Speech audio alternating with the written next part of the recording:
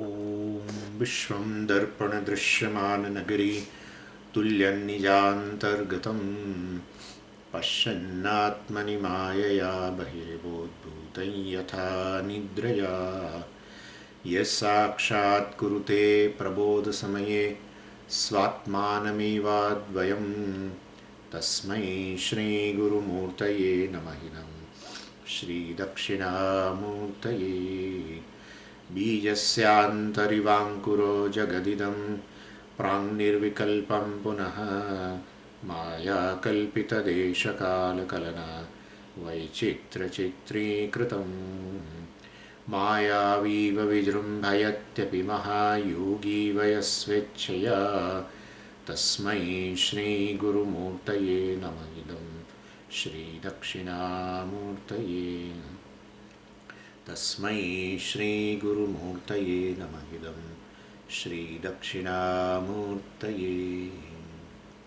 ॐ सहना भवतु सहनौ भुनक्तु सह वीर्यङ्करवावहै तेजस्विनावधीतमस्तु मा विद्विषावहै ॐ शान्तिः शान्तिः शान्तिः सदाशिवसमारम्भां शङ्कराचार्यमध्यमाम् अस्मदाचार्यपर्यन्तां वन्दे गुरुपरम्पराम् ॐ मंत्र नंबर 9 विद्यते हृदयग्रन्थिः छिद्यन्ते सर्वसंशयाः क्षीयन्ते चास्य कर्माणि तस्मिन् दृष्टे परावरे. So we are seeing the result of this self-knowledge. It has been shown in three ways. Certain results are there of this jnanam. It has been shown in three ways. One is vidyate hridaya granthi. So the knot of ignorance is basically resolved. So even this in Atma Jnanam, Atma is an object of knowledge. But it is unlike other objects, and when you gain a knowledge, the knower is always retained. Here the knower itself is resolved in knowing that the knower is basically the I, the knower is Brahman. And this is in any knowledge, when the knowledge arises, definitely the means of knowledge only is a predominant thing, nothing else. The source of knowledge is not a knower. Source of knowledge is means of knowledge. Always. Means a source. The source of knowledge is this means, basically, pramana. Knower cannot, knower's wish, knower's will cannot come into the picture. That is how the difference between, in today's morning only I have shown, the difference between knowledge and action is this only. So many people think that, well, we come and listen to the Shastra, so we are doing activity.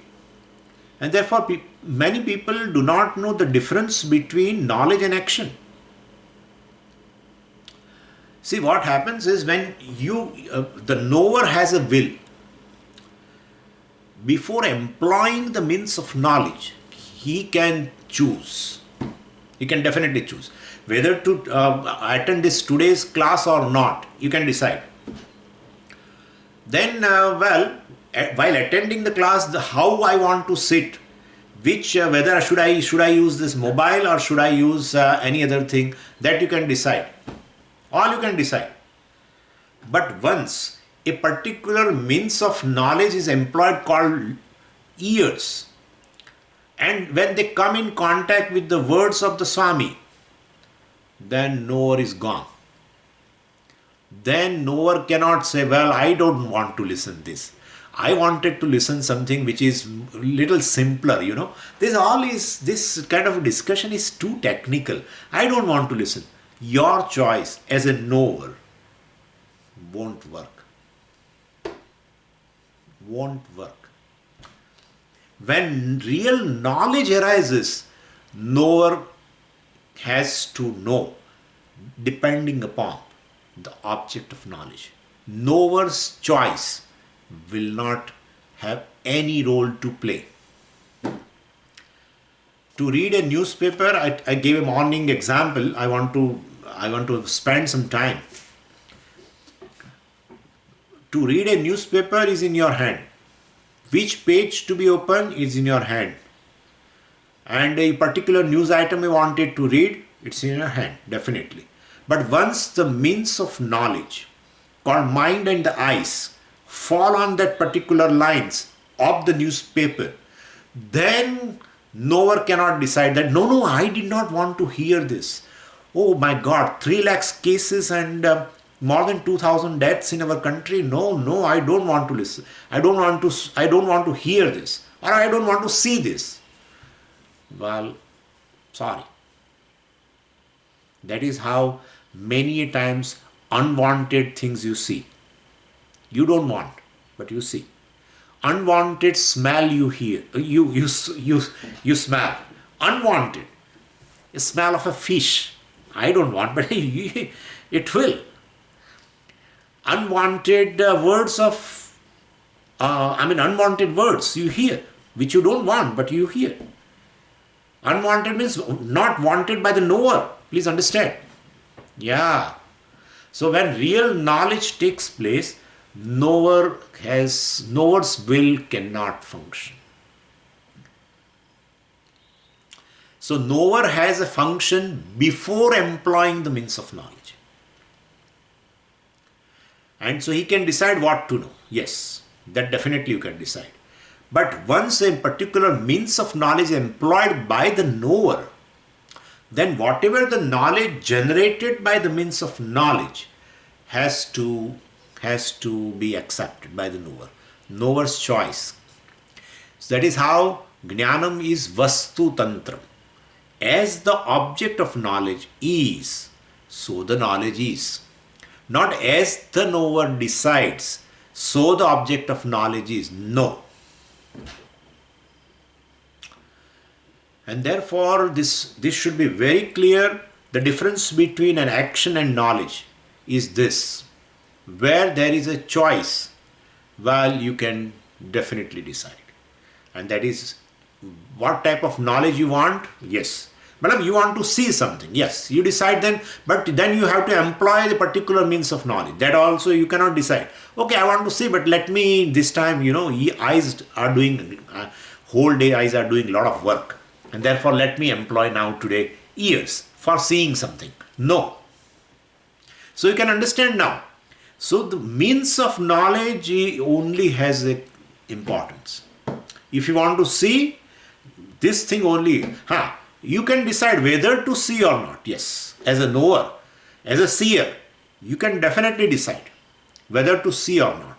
But once you say, I want to see a particular thing, then you have to employ this means only. That shows the means of knowledge only generate knowledge, nothing else. So knower is definitely, it is given the data by the means of knowledge. So knower knows, correct. But the knowledge is generated by means of knowledge. And action is always, rest upon this karta. He has a freedom. He has a free will, definitely. This is one example. Second example I will give you. So as I told you, now to attend this class and gain the knowledge, well, you have a choice, whether you want to attend or not to attend, something like that, right? You can definitely have a choice. And you can, sit near your mobile or all this choice you have. Definitely you have a choice. But when your ears are in vicinity of the words of a Swami and the mind is behind the ears, well, words are heard. That's all. Knower cannot decide, no, let us say today is Mundaka and I think let me drop this, now henceforth I want to drop it. This is too much, But now whatever you are hearing, there you cannot have any choice. Yes. Now in this also there is a choice. What to write as a note, in which language to write, all you have a choice. But knowing this Swami's words, No choice. No choice. Whereas action is totally dependent upon you. This is the first big difference between knowledge and action. Knowledge is always in keeping with the object of knowledge, generated by means of knowledge. And means of knowledge, also is unique depending upon the object of knowledge. Yeah. For seeing the forms, colors, only one means. For hearing, only this, ears. So this is first difference between knowledge and action. Second difference. Knowledge, basically knower cannot bring about any change in object of knowledge. Cannot. So, you basically, suppose you go to the temple. I gave this example, any example we can be taken. You go to the temple. This is a Bhashyakara's example actually in Brahma Sutra Bhashyam, in the Samanvaya Adhyaya itself. Bhashyakara explains this difference between knowledge and action. He says, when you go to temple and you see a linga, what is knowledge? This linga is nothing but a stone. This is knowledge. What is action? On linga you superimpose your Ishta Devata called Shiva. There itself action started, because that's up to you. Two people are there, you and your friend. Your friend is suppose atheist, but he comes along with you because he wants to see the architecture of the temple, etc. and everything. He just came because this temple is very old, and he said, okay, let me see what kind of a temple it is, how it is built, how it was built by the kings, etc. So he also comes along. He also sees a stone. You also see a stone. Both have a knowledge. But then you superimpose upon that linga, that stone, a Ishta Devata called Shiva. Ultimately to do karma only. Yeah. To do puja or to do dhyana, whatever. But that very superimpose itself is dependent upon person's choice. The other person is not doing that. You are doing, means it is free will is employed now. And therefore, so that is action. So very superimposing is an action. Very superimposing itself is an action, because depending upon the free will, the choice of a person, choice of this knower, a choice of the person, the karta, let us say. And therefore, definitely, this is the difference between the two. Now, the second difference between knowledge and action is what? As I told you, the knower cannot bring about any change in object of knowledge, even after seeing or hearing for several years. For several years. If I keep on seeing a stone for years together, as a knower, I cannot bring any change in the object of knowledge called stone. Is it clear? It's clear? Whereas in action, the doer, the karta, brings about a change in object of action. Always. Like, you are a goer. A doer, maybe you are a goer. This is, I think, correct, right? And so goer. Okay, this goer brings about a change. He brings about a change in external environment. He wanted to go to his friend's place. So right now it is not in vicinity. By action of going, he reaches to a new environment called his friend's house. Brought a change. And second, which is called object, right? Object of action, the place. Because, you see, the thing is, very beautifully Panini has told, while defining, karta, karma, karanam, etc. Karta, doer. Karma, object of action. Karta means a doer, basically. Doer of action. The second is a karma, object of action. Karanam, instrument of action. And then fourth, prayojanam, etc. Purpose of action. Location of action, right? These are the how we do. Now, while defining that karma object, karma means not action, I am telling. Karma of action means object of action. He defines kartuhu ipsitatamam karma. What is most desired by this doer by doing an action is called object of action. That's true. By doing an action called going, this goer, most desirable for the goer is a particular place, friend's place or whatever. Could you follow what I am saying? So karma, object of action. And so basically the doer brings about a change in object of action naturally. It was in one place, now reached to the another place. Or aptihi. Second, by doing agriculture, etc., farming, the doer brings about a change. What? The thing which was not produced before is produced. The grains, etc., were not there. By doing an action of farming, he produced. I will give you an example of a Shastriya karma also. By doing an action of a yajna, the sacrifice, he produces punya which was not there. So so the doer brings about some change in form of a utpatti, producing something. Third, by doing, you bring about a change in object of action, and well, there is a lump of clay. By doing an action of producing this ghata, etc. So it was in a one form, right?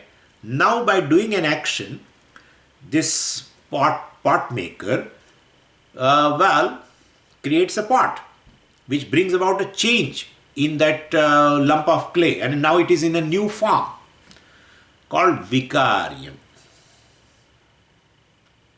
Fourth, by doing an action, one can bring about a purification in object of action. Right? A vessel is there. After eating, you do an action of cleaning, and there you bring about a change in a vessel which is an object of action. It was earlier impure, now you make it pure, clean it. So, doer always brings about a change in object of action in four ways. But the knower can never bring about a change in object of knowledge. In fact, if object of knowledge, the same object of knowledge, is different next day, you will wonder. Right? Same object of knowledge. Well, you wonder whether yesterday I committed error, or today I am committing an error of yesterday I saw this thing as this. Now this thing is a little different. So, but Swamiji, the object changes. Object changes as it's true. But object as it is known. Knower cannot interfere, cannot modify in object of knowledge.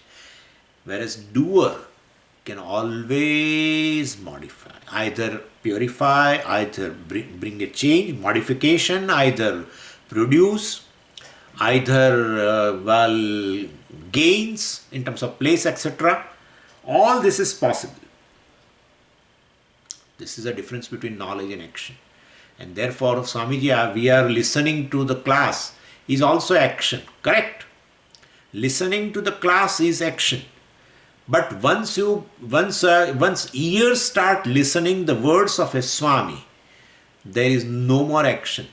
Action is always dependent upon the person's choice. Now here there is no choice.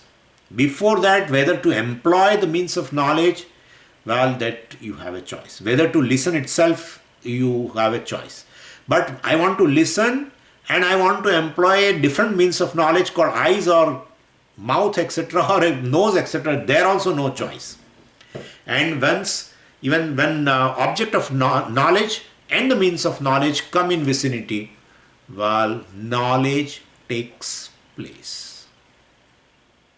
No role of a knower. And therefore, well, here, Atma Jnanam, even though we say Atma is an object of knowledge, but really speaking, Atma is not an object. Any object of knowledge is an Atma. And therefore, very knower is basically here is a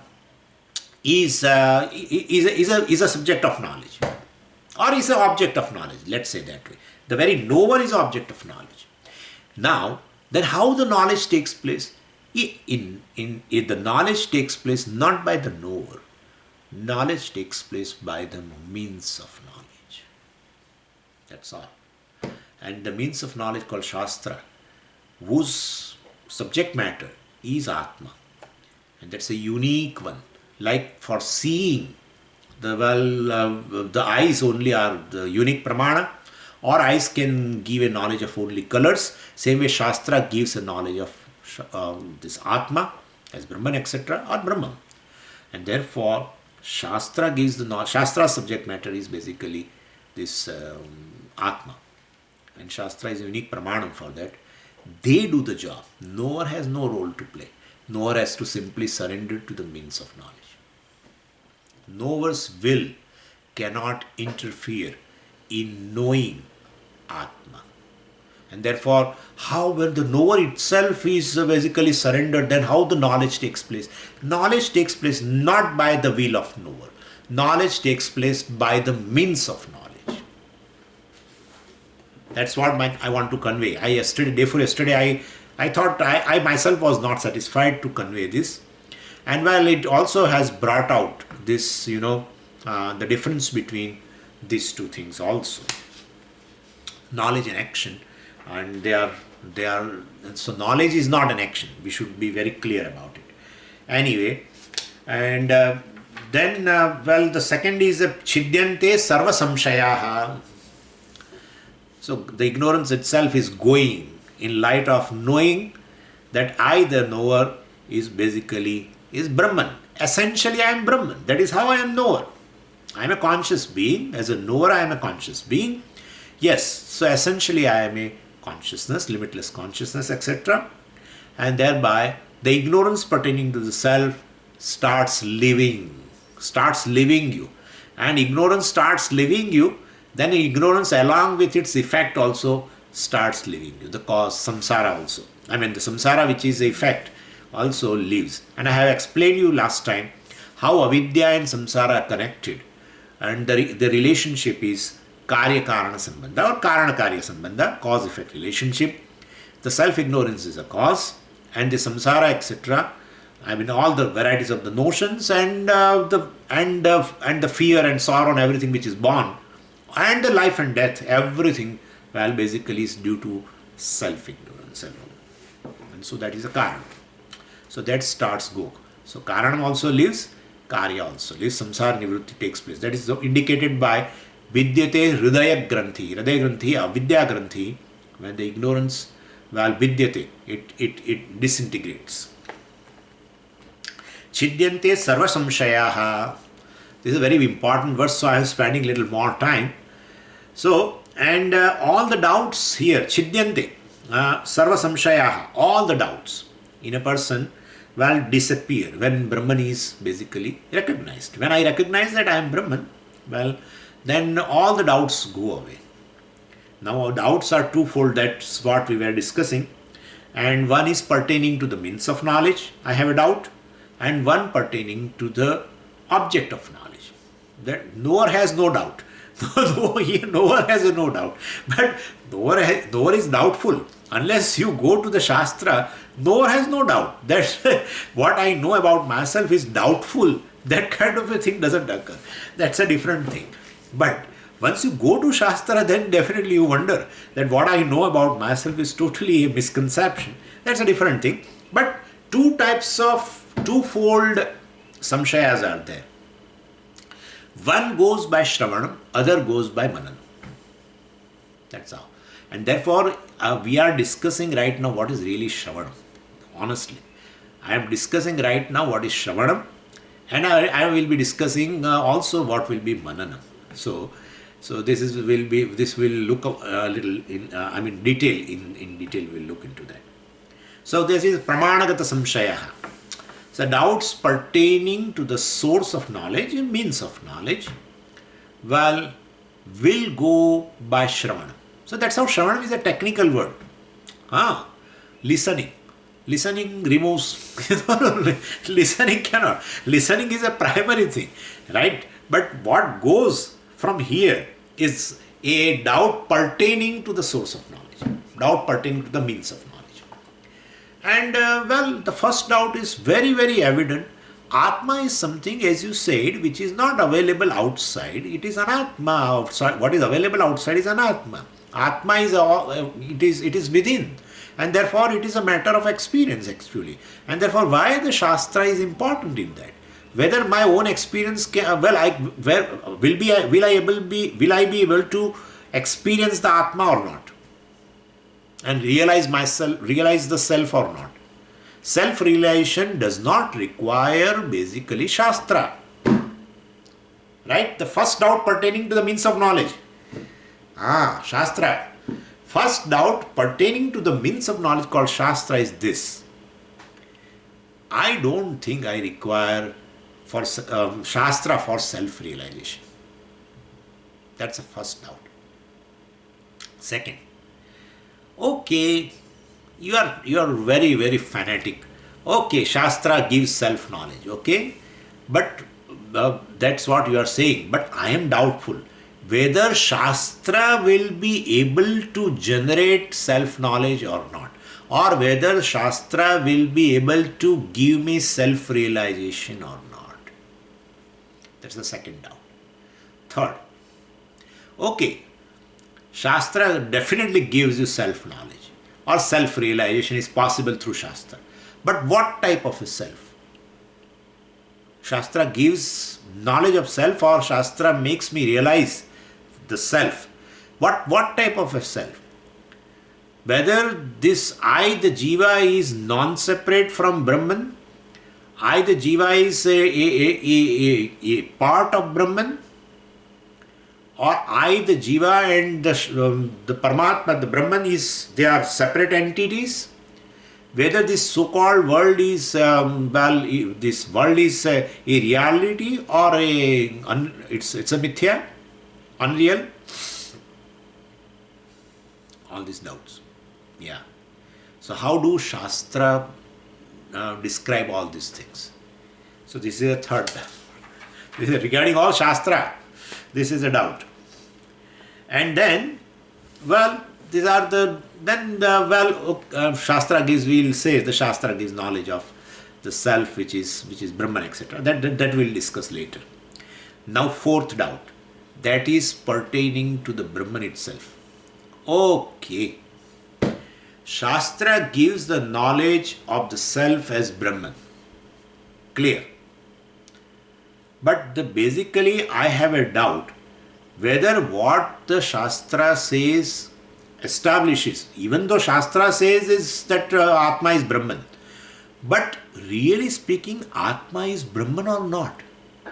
Shastra says Atma is Brahman, but is it a reality or it is not reality? Could you follow what I am saying? Shastra says Atma is Brahman, but that is Shastra is saying. What about others? What scientists are telling? What other philosophers are telling? What other scholars are telling of the Vedanta? What other acharyas are telling? So regarding Prameya, regarding the object of knowledge called Brahman itself, now we have a doubt. Really Atma is Brahman or not? Shastra is telling now, I am clear now. Pramanagata Samshaya is over. So doubts pertaining to the Brahman are over. The Shastra describes Atma as a Brahman. That is the purport, that is the essence of the Shastra. Everything fine. But really Atma is Brahman or not? Could you follow? So regarding Brahman itself, I have a doubt. Prameya itself, I have a doubt. That's a mananam. To resolve that, it is mananam. Not that doubt is mananam. To resolve is mananam. So this is a doubt. And what, because others are saying something else, etc. Other acharyas, Vishishtadvaiti is saying Atma is not Brahman, etc. Atma is part of Brahman. And so Atma is one with the Brahman, Atma is different from Brahman, etc. I will explain you all this. So anyway, this is two types of doubt. Pramanagata Samshaya and Prameyagata Samshaya. Before I enter into that, I would like to say few things regarding the reality. And see, basically, Vedanta is likely to be challenged by two groups. Please understand this. Vedanta is likely to be challenged. One group is a scientist, and the other group is other religious preachers, etc. Even including Western religious, one who has Western religious orientation, we can say that. Other philosophers, let's say. Other religious leaders, other philosophers. So Vedanta, the vision of the Vedanta is likely to be attacked by or question marked.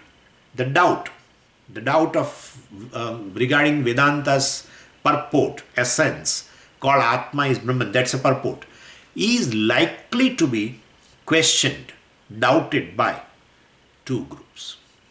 One is a scientist, other is a religious leader, other philosophers. But basically, if Vedanta is properly understood by us, is neither a science, neither a philosophy. Is neither a science, neither a philosophy. Vedanta is just a body of a spiritual wisdom, whose sole purpose is to bring an end to the suffering to this individual by giving a knowledge, by giving a right knowledge about himself. And therefore, and this goal of ending the suffering is neither shared by the science nor by other philosophers. And therefore, even though they do whatever they do, but they do not have an entry here at all. I want to explain you in detail, and thereby we will understand that Pramanagata Samshaya. Let us remove it now. So Vedanta's ability to make, basically you free from the suffering is judged by analyzing oneself only. And no one talks about the self, basically. Either science cannot talk about the self, neither religious belief systems, philosophers, talk about the self. I will explain you that.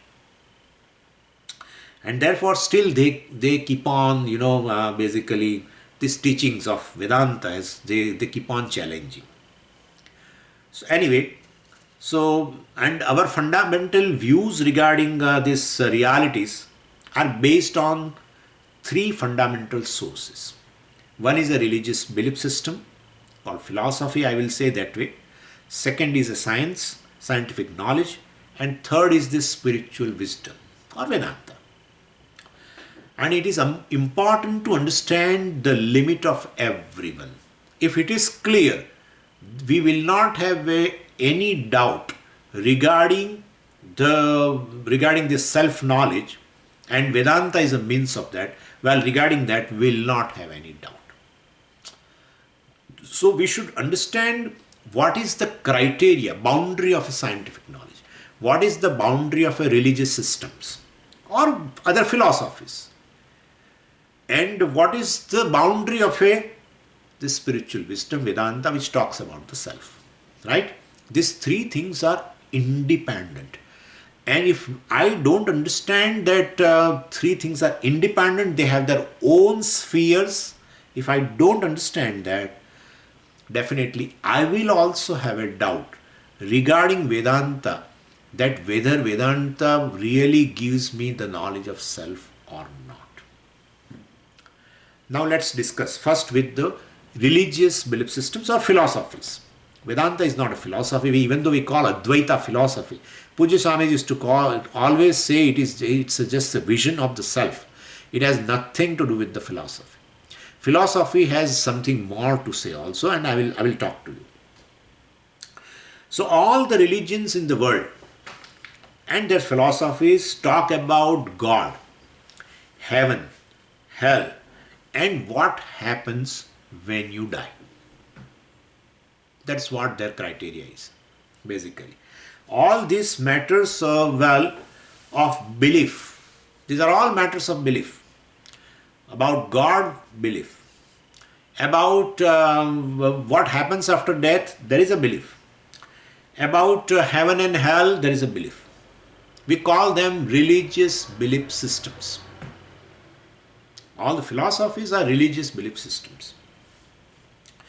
And this is opposed to, the matter of knowledge. Belief versus knowledge. Well, you can say, I believe in heaven. I believe in God. I believe in hell. I believe in life after death. But you will not say, I believe in 2 plus 2 is equal to 4. No. No. I believe 2 plus 2 is 4. Definitely. So that is a knowledge. 2 plus 2, 4 is a knowledge. So religious belief systems are based on, of course, scriptures that contain all the sacred teachings of even prophets or sages and saints and who lived a long ago. So that's correct. That is a source. Religious belief system has a source called scriptures.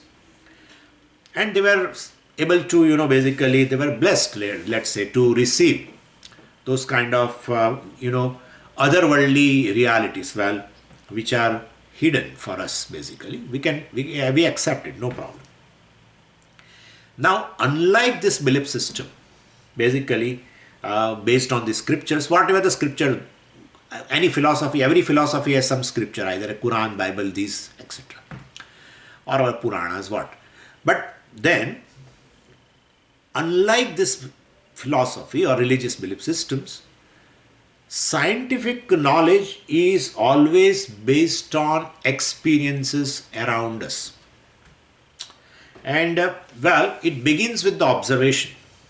Scientific knowledge begins with the observation, either directly by senses or indirectly through scientific instruments. And so we call enhanced perception ultimately.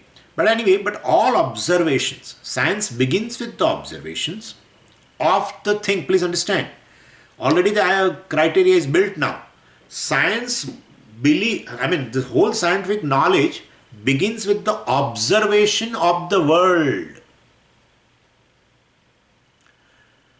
And so all observations are carefully examined to arrive at a specific conclusion about the physical world in which we are living.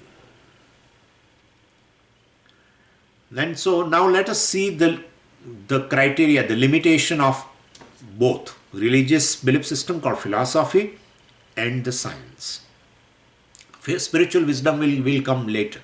About what Vedanta will talk later. I wanted to show the subject matter of the Vedanta is entirely different from what these people are talking. And thereby we are proving the doubt regarding the pramana, whether Vedanta gives self-knowledge or whether it is true or false, etc. Anyway, So the scientific knowledge is basically confined to the physical world, and that which can be observed through a senses and scientific instruments. Neither God nor hell, heaven can be observed and studied using scientific instruments. No. So basically this all the subject matter of the religious system lie outside the scope of investigation of science. Clear? One talks about the world which is observed. Other talks about a thing which is unobservable.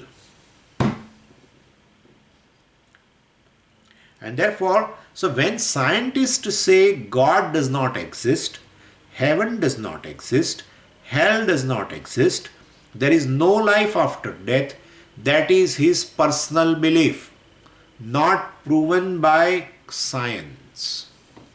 Because science has no scope. Science always deals with the world which is observable. Religious system talks about heaven, hell, etc., which is never available for observation. And therefore still scientist talks that there is no Ishvara, there is no hell, no heaven. Then that is his personal belief. Because scientific instruments cannot prove or disprove hell, heaven, etc. So scientist is free to talk. He can breathe in this world and he is free to talk. Definitely. He is free to talk. But that is his personal belief. He is talking as in a personal capacity, not as a scientist. We should understand very well. Now, this domain of, now the same thing, if science cannot talk about religious belief systems about heaven, hell, etc., then they should not talk about us. If suppose scientists tell, that's true, they should not also talk, because both have a different spheres. One should not interfere in others' activity, basically. And therefore, the domain of a religious belief, well, definitely is subject. I mean, like heaven, hell, etc. Well, these are otherworldly things or unobservable things. And so religious, systems basically, or scriptures, the philosophies, are not intended to teach us this geology and genetics and other scientific disciplines, right?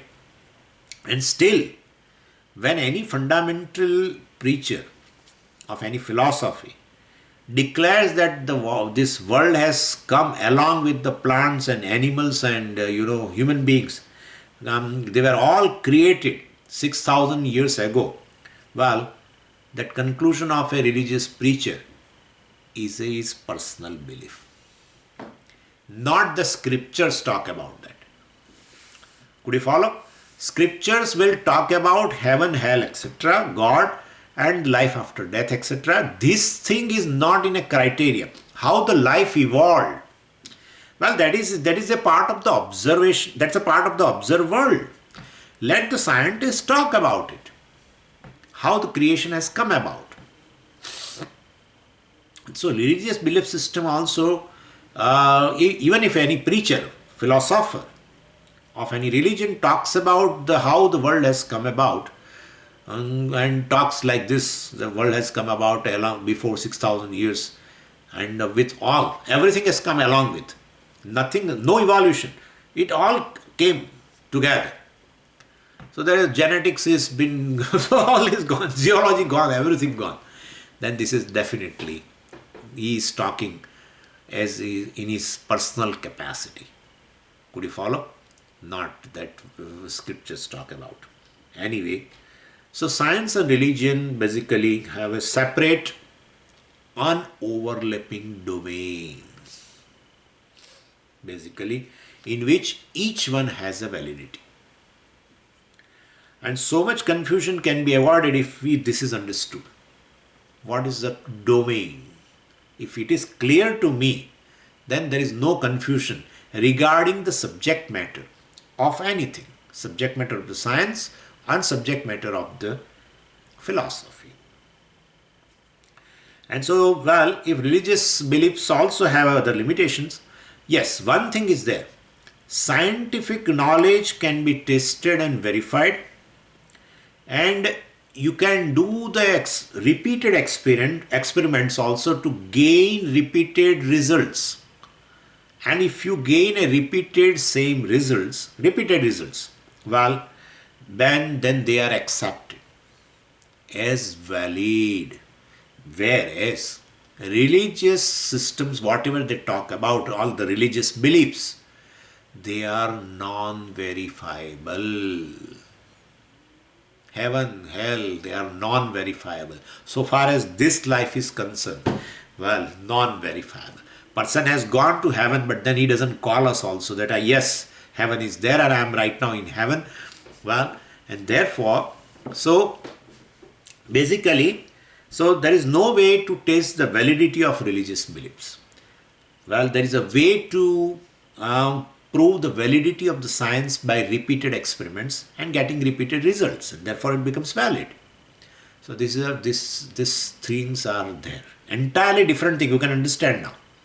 But you must have found they definitely attack on each other, or they enter into each other's sphere and creates a confusion for themselves and create confusion in us also.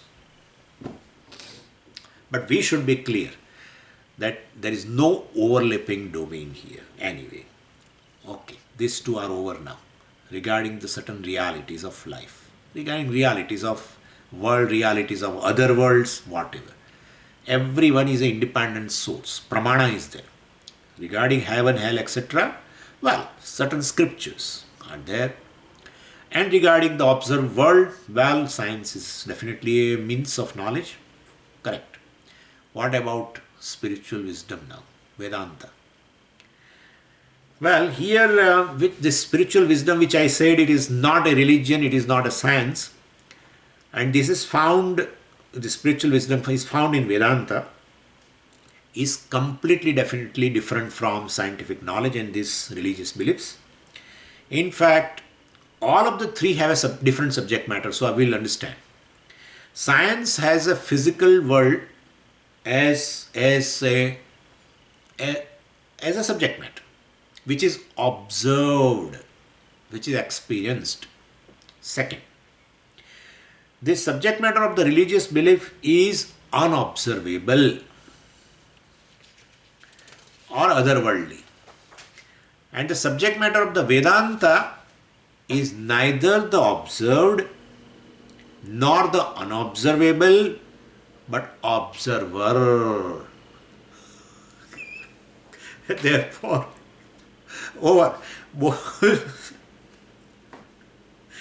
so we have to prove this. Vedanta is the only means of knowledge for this self. Vedanta teaches that the observer's essential nature is consciousness. And consciousness by which all experiences are known.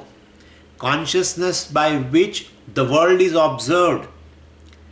Consciousness by which all the concepts of heaven, hell, etc. are held in our mind. That consciousness is my real nature. The very unobservable concepts of all unobservable, all non-verifiable beliefs sustained. That is the consciousness I am. That's my real nature. Or the observed world is totally dependent upon me, the observer, as consciousness. And therefore, I, the observer, in essentially consciousness, sustaining both the observed world, which basically is a subject matter of the science, and unobservable, otherworldly things, the concepts of otherworldly things, well, they are also sustained by same consciousness. Even other worlds are sustained, but let's not talk about that.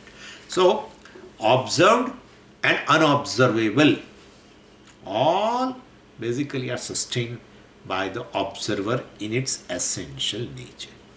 So I have no concern with the subject matter self has no concern with the science or these religious systems, philosophy. And that is called Atma in Shastra. This consciousness, observer's essential nature, consciousness is called Atma. So spiritual wisdom, subject matter of the spiritual wisdom is Atma. Spirit and the subject matter of the science and other religious system is Anatma. Clear? Otherworldly things basically, so heaven, hell, etc. But Swamiji, God. But that God, what they talk about, I am saying, sitting in somewhere in the heaven and etc. Well, that also is Anatma. Okay, that's Anatma. If you want to see that, how can you call Swamiji that God is Anatma?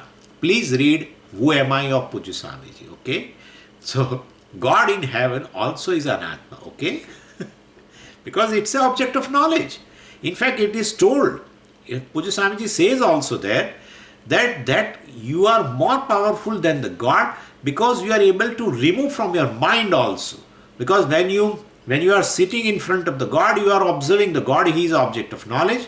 But when you then see, in the side who is sitting, and you find a fatwala of a Delhi, who was your neighbor, and therefore you have removed even that God from your mind, because now in your mind that fellow is there, and in fact he lingers in your mind for a long time, because how you wonder how come he is here in the heaven, and therefore God is sustained in your mind for 1 second.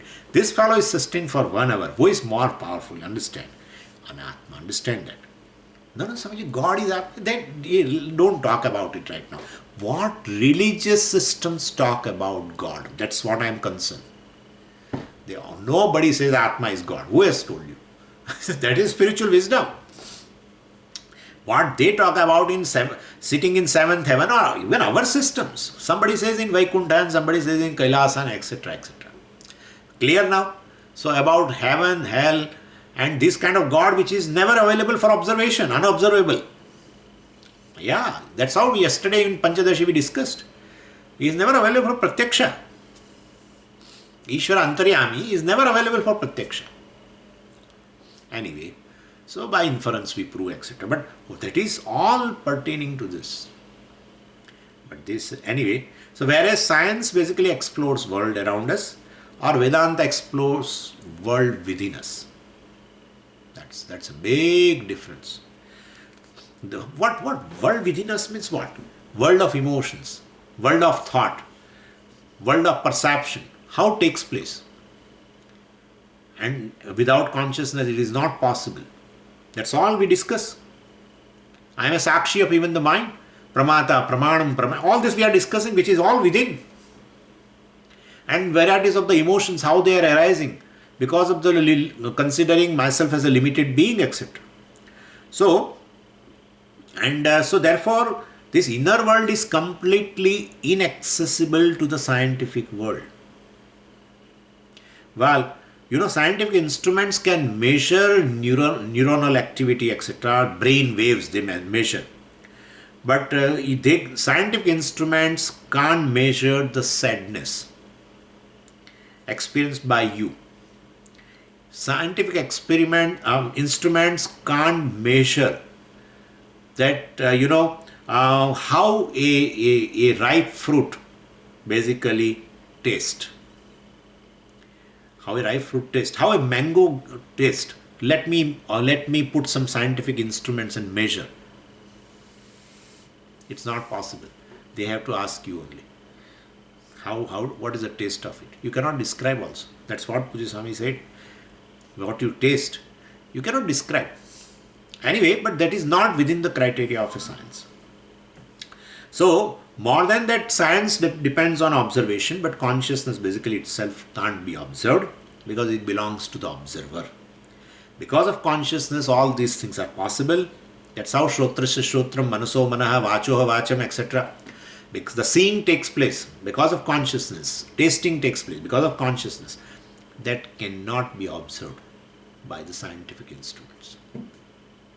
So, science depends on the observation, but consciousness itself cannot be observed because it belongs to the observer. And imagine a scientist, suppose looking that through microscope and trying to understand the nature of consciousness, etc., then scientist is really looking in a wrong direction. Consciousness can't be found under the microscope's lens, you know, because it is not some kind of an object. It's not a physical object. Consciousness lies on the other side of the lens of the microscope. That's all it is. And behind eyes and minds of observer also. So we have to do like this, okay? No problem. Don't worry about it. Even if I do Swamiji, he's talking about all pervading and he's doing like this. But that is okay. Shrotrasya shrotram chakshushas chakshu. Okay? Manaso manaha. That is how I'm talking. Okay? So behind the observer's eyes and mind, consciousness is there. Not under the lens. And therefore totally reverse. And therefore, so consciousness definitely lies outside the scope of scientific inquiry. And so just as scientists cannot conclude regarding the nature and existence of Ishvara, God, same way, because it's a religious system, belief. Same way, scientists definitely can't make any conclusions regarding the existence and nature of consciousness. Gone. And therefore, if scientists claim that consciousness is just some kind of a side effect of a neural activity, etc., that conclusion reflects scientist personal opinion. It's a scientist's personal opinion, definitely. So it is not based on some scientific evidence, because consciousness is not available to be examined, observed under the scientific instrument. Anyway, so ultimately the teaching of Vedanta only can lead us to discover that consciousness is, the nature of consciousness, it is limitless, etc., which is not within the boundary of a body, mind, sense complex. I mean, in spite of the body and mind basically are limited, I am consciousness, which is limitless. And therefore, this is Vedantic teaching, one definitely, that can bring an end to the suffering, which will not be.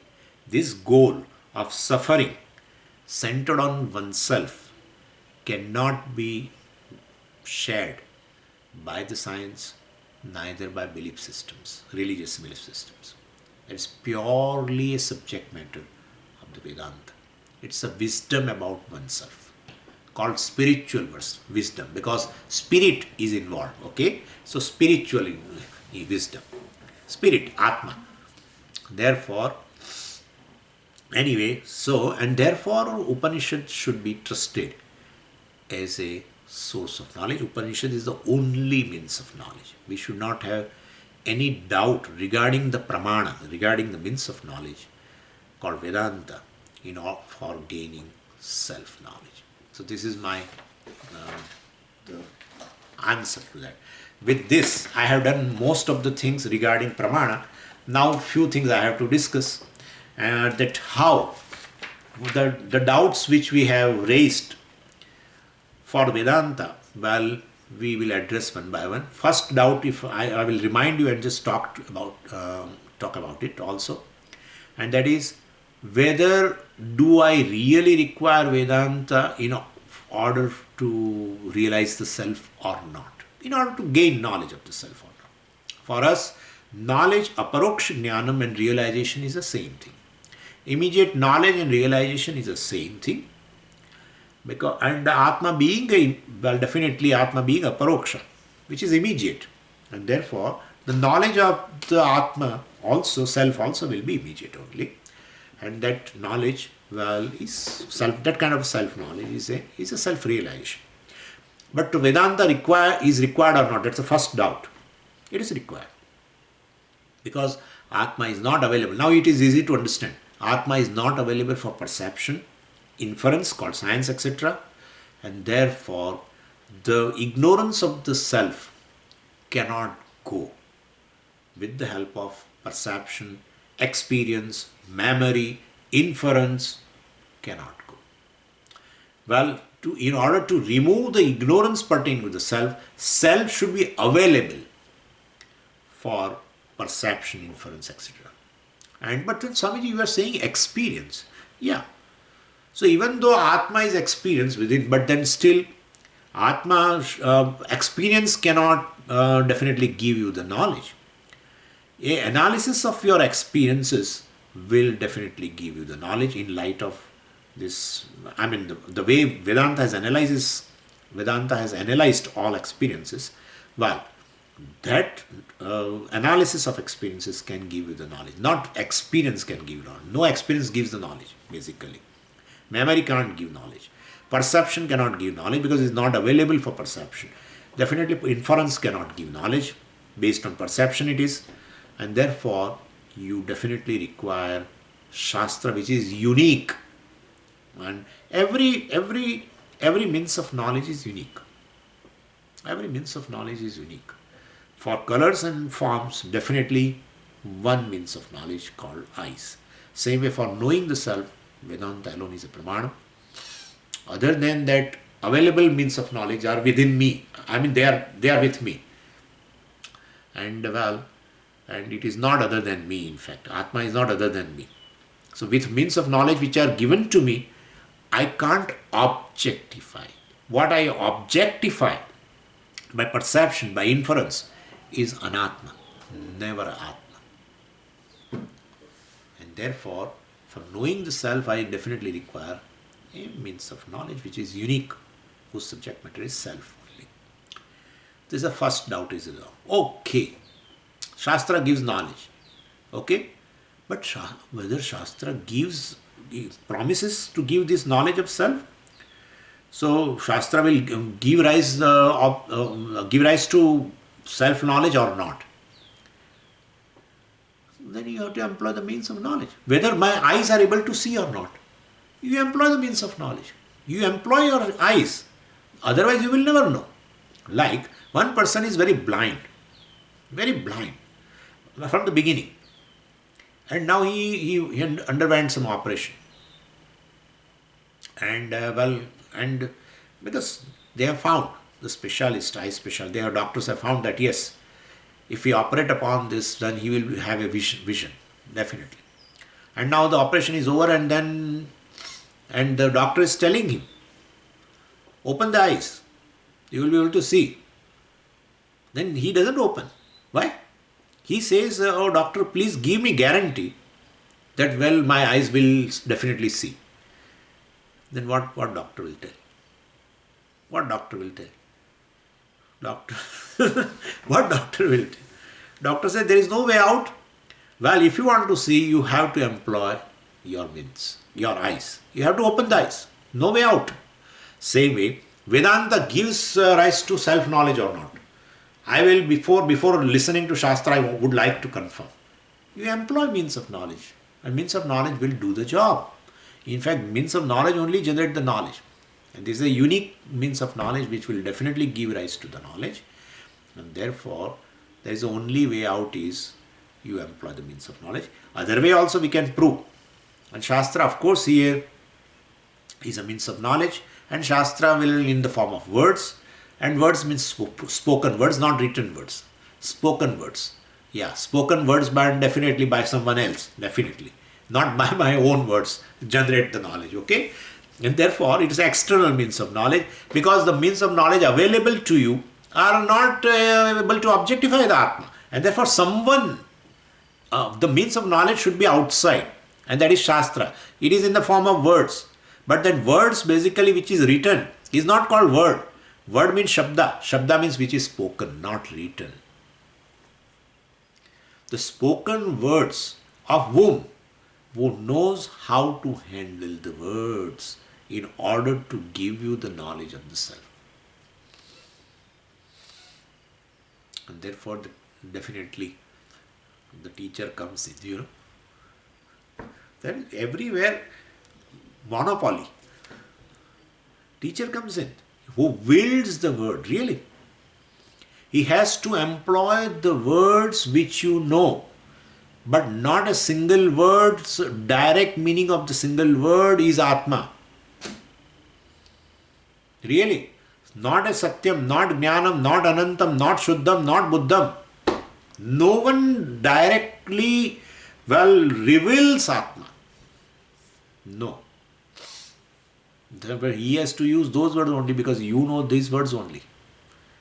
So, to give the knowledge of the self to the knower, the teacher has to employ the known words to the knower. And yet, he has to create a context in which you drop the immediate meaning of the words. Immediate meaning of the words, is all pertaining to the world. Some objects. That has to be dropped. So he handles the words and creates a context and give rise to the knowledge of ultimately the self. And therefore, definitely, Vedanta gives rise to knowledge, that is correct. So second doubt should be resolved. And then later, third doubt. Shastra talks about self, that is true. Now I accept. It gives rise to knowledge also, it is true. No other means of knowledge will work. Yes, that is true. But Shastra talks about the self. And talks about what kind of a self. What is the nature of self revealed by the Shastra? I feel Jivatma and Paramatma are different. Definitely different. Jivatma is a Karta Bhokta, Paramatma is a Karta Bhokta. And that is what Veda says. That's what Veda says. Jivatma is one who takes birth in various lokas, various bodies. So is subject to birth and death. Paramatma is Brahman, is ever free from birth and death. What is the subject matter of the Veda? Jiva is different from Brahman. Jiva is part of Brahman. Jiva and Brahman are identical. What is that? So that is a third doubt. We'll see tomorrow, day after tomorrow. Om Purnamadav Purnamidam Purnat Purnamudachyate Purnasya Purnamadaya Purnamevavashishyate. Om Shanti Shanti Shanti. Harihi Om Shri Gurubhyo Namaha. Harihi Om.